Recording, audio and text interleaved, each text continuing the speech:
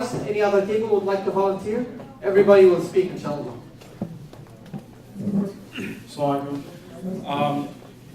I think the terrorism problem, the extremism problem, is not only something that non-Muslims perceive as to be a phenomenon that is present in Muslim countries, but I think it's something that only doesn't start with non-Muslims, but starts with the Muslims themselves. I feel that Muslims around the world are very poorly educated about Islam, and they don't really bring the deen, they don't bring the knowledge of the deen into their hearts very well. I feel that Muslims around the world often, they believe in the word by the word. They believe in the word of the deen, but in their heart is the materialistic world. And so their materialistic desires, their animal desires. So I feel like one way we have to combat this is something that we're doing right now, is to have halakas and to really learn about Islam and to really bring Islam into our life. Because when we're devoid of Islam, then people will start following their animal and their more materialistic desires, and they start resorting to things that the Prophet ﷺ would never have resorted to in his time. And by really learning the deen, by really learning the sunnah of Rasulullah ﷺ, then people will truly understand how to react in similar situations, how to react when you're part of a group that is constantly stigmatized unfairly by a larger majority in the society that you live in. So I feel like this problem, while it is definitely is a problem, not only in our society but throughout the world, it is a problem that we have to face up, and we have to realize that it starts with us. It's not simply the problem of those people who stigmatize us to be a part of an extremist movement, but it starts with us because we have to show, not only to others but to ourselves, that we are true Muslims and that we know the Sunnah of Rasulullah ﷺ and we are willing to preach it to others. Let me be provocative a little bit and pick up on what he said and ask a question, and anybody who has an answer, go ahead and answer. My question is, someone may tell you, well, it seems that people who do study Islam more and more and more and more are the ones who eventually tend to be saying, well, let us then go out and kill other people. So why are you saying that studying Islam is going to make any difference? It seems we shouldn't let people study Islam. It's more of a struggle than just studying Islam. Studying Islam is just, when you say it like that, it means just reading books, reading hadith, and just memorizing them. But it's one thing to know Islam and one thing to bring what you know and put it into your heart and put it into practice. And that is, I feel, what is lacking, because people can just know about Islam and mobilize, these terrorist, these extremist movements by just simply, supporting tenets of extremism with evidence, with false evidence that they're giving.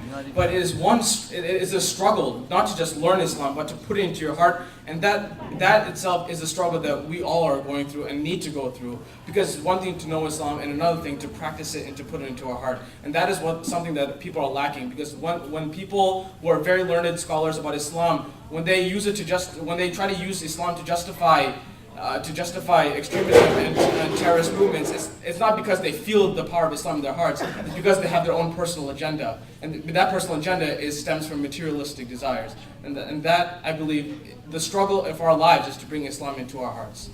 And that is different from just learning Islam. Thank you, good point. So now we'll go to another table, not commenting on this question, but commenting on the discussion that happened on the table, inshallah. Well, we've come to the conclusion is that in order to defeat terrorism, we need to put clerics in position to defeat them intellectually, knowing full well that force is an element that creates an independence. Sometimes force is necessary to achieve independence. At the same time, yes, the Christians and the Jews are waiting for their Messiah to come and fight for them. But the reality is that they're not going to come fight for them. A Muslim knows full well that he must fight for himself and to leave behind his children a better society. Any other points from this table? Can I respond to the previous question? Because I thought that was a great question that you asked. Well, what about these people? It looks like they're studying Islam more and more and they're getting more into extremism. So what does that mean? And this is something that I've thought about a lot myself, because I see that, for me, I consider the Muslim people, the Muslim community, to be some of the most honest and compassionate and morally guided people that I know. And I've seen, of course, Islam has many great teachings, but a lot of the Islamic literature you read responding to allegations that Islam supports violence, I feel it skirts around the issues. Because the fact is that Islam, if you read the sources, the Quran and the Sirah, it is not a pacifistic tradition. And Islam, the early Muslims, they fought jihads. And I would be very curious to see to have like a lecture like this where we can talk about what is the Islamic notion of a just war, and what are legitimate tactics and what are unacceptable. For example, many people say, oh, it's unacceptable to kill civilians, or it's unacceptable to torture, and I feel this way, but yet I may find some example in the Sirah, for example, Bani Qurayza, where after a battle the people were executed, or an example where some guy, I think in the Battle of Khaybar, was actually tortured with fire. So what conclusions can we actually draw about these, and where is there an educated voice who can clarify these issues and speak to us about this? Very good point. I think this is an important part of the solution, to make sure that we talk about. I'm actually surprised that the first time we bring the J word in the discussion, jihad, is an hour into the discussion. But you're right, because Islam does accommodate jihad. Jihad is part of Islam, but how is it practiced? The notion of a just war.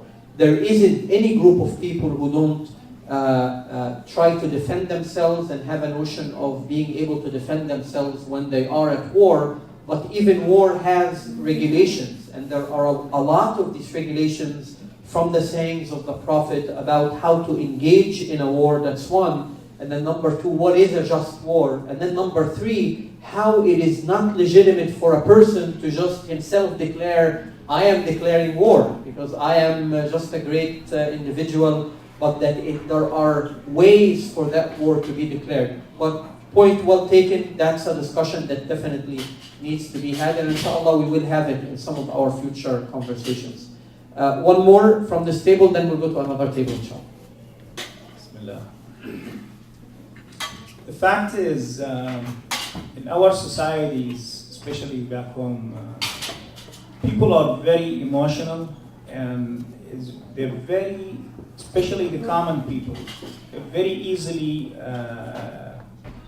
motivated, they're very easily controlled by a powerful speaker.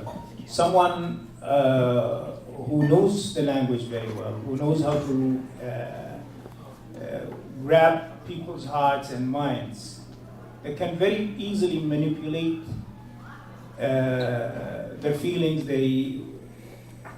And if in some cases want to create war, they can. In a lot of cases, we find a lot of Muslim leaders like that. We find in Egypt, in the example of Egypt, we find a lot of Christian leaders the same way, which is causing a big problem between two sects, the Christian community and the Muslim community. And they're always at war with each other because of certain leaders. They're always pushing and controlling the basic common people that are very easily manipulated.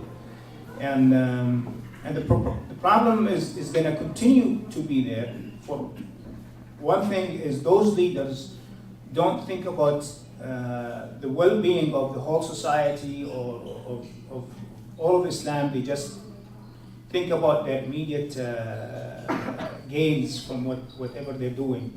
A lot of times they're motivated politically. For a certain reason, a religious leader can motivate people to do terrorist acts and stuff. So he and his group can gain certain things. First of all, it is the idea of terrorism or extremism has to be defeated intellectually. It has to be brought to the public, to the media, to the